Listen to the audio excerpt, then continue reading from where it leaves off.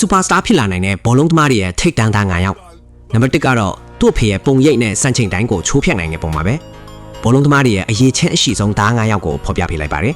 နံပါတ်5ကတော့မာဆယ်လိုရဲ့သား Enzo Alves Vieira ပါသူဟာဂုဏ်သိက္ခာရှိတဲ့ Real Madrid Academy မှာလေ့ကျင့်ခဲ့ပြီး Enzo မှာဘောလုံးထွေးတယ်မှာတကယ်ကိုရှိပါတယ်သူရဲ့ဘောလုံးထိန်းချုပ်မှုဘရာဇီးအရေးချင်းနဲ့နီးပညာပိုင်းဆိုင်ရာလွယ်ကူမှုတွေကမျက်စိကျစရာပါသမိုင်းတစ်လျှောက်အကောင်းဆုံးနောက်ခံလူတွေထက်ကတယောက်ဖြစ်တဲ့သူ့ခီမာဆက်လိုကိုတောင်တော်ဖလက်နိုင်တဲ့လူတောင်တချို့ကပြောကြပါတယ်စတူထားကတော့ Wayne Rooney ရဲ့သား Kyle Rooney ပါသူဟာသူ့ဖီ Wayne Rooney ရောက်ပုံရိပ်ပါပဲ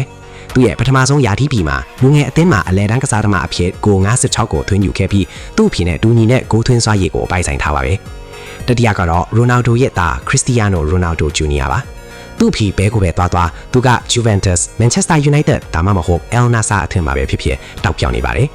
Ronaldo Jr. ဟာထိပ်တန်း Academy တွေမှာလေ့ကျင့်ပါတယ်။သူဟာ Ronaldo ရဲ့စီးကန့်ရီမန်းချက်နဲ့ကိုးရှီမှာဖြစ်ချနိုင်စွမ်းရှိတဲ့ဗီဇကိုအမွေဆက်ခံခဲ့ပါတယ်။ Professional တယောက်လိုလေ့ကျင့်နေတဲ့ဒီ Mini Ronaldo အတွက်အနာဂတ်ကလင်းလက်တောက်ပြောင်နေပါတယ်။ဒုတိယချက်အနေနဲ့ Robinho Jr. ဟာမကြာသေးခင်မှာ Santos အသင်းနဲ့သူ့ရဲ့ပထမဆုံး Professional စာချုပ်ကိုချုပ်ဆိုခဲ့ပါတယ်။သူရဲ့ဖခင် Robinho လိုပဲကစားနိုင်စွမ်းလည်းရှိပါတယ်။သူဟာမြန်ဆန်ပြီးဉာဏ်ရည်ထက်မြက်တဲ့အပြင်သူ့ဖခင်လိုပဲပြိုင်ဘက်တွေကိုဘောလုံးနဲ့အနိုင်ယူနိုင်စွမ်းလည်းမြင့်ပါပါတယ်